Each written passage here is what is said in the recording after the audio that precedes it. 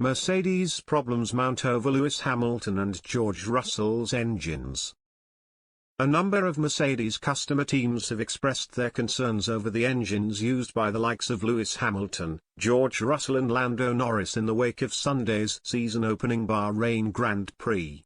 Mercedes have endured a turbulent start to the new campaign after struggling to live up to expectations in pre-season testing, but managed to sneak onto the podium after both Red Bull drivers were forced to retire during the final few laps at the Bahrain International Circuit.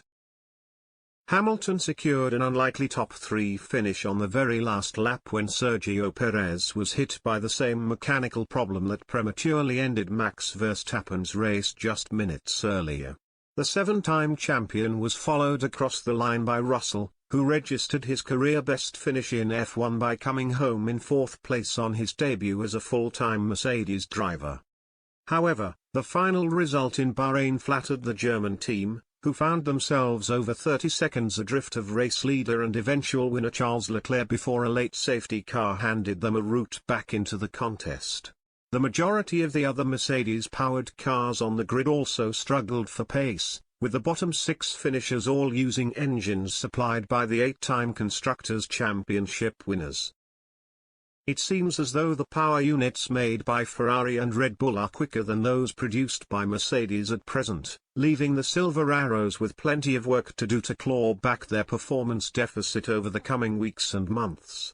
A handful of their customer teams have already relayed their concerns about where their engines rank in comparison to their rivals, with Aston Martin team principal Mike Crack having admitted that Ferrari's package looks to be superior at this early stage. "This is an observation that we had already quite early," Crack told reporters when quizzed on whether Ferrari's power unit appears to be a step ahead of its Mercedes equivalent. "But, on the other hand, we see the Mercedes factory team finishing 3rd and 4th, so still, you can do the job. I think, for us, the first thing is to build a quicker car before we go too much into that. Before we go too much into the subject, I think we should sort out our problems. I think the opposition has made maybe a bigger step, and that's something we need to catch up on." Nico Hülkenberg, who stepped in for Sebastian Vettel at Aston Martin after the 4-time champion tested positive for COVID-19 ahead of the Bahrain Grand Prix, was also critical of the Mercedes engine and its lack of power in the aftermath of the race. "It seemed sort of off today, even with DRS sometimes I just wasn't catching people and we seemed to be a little bit down on speeds on the straights," he said.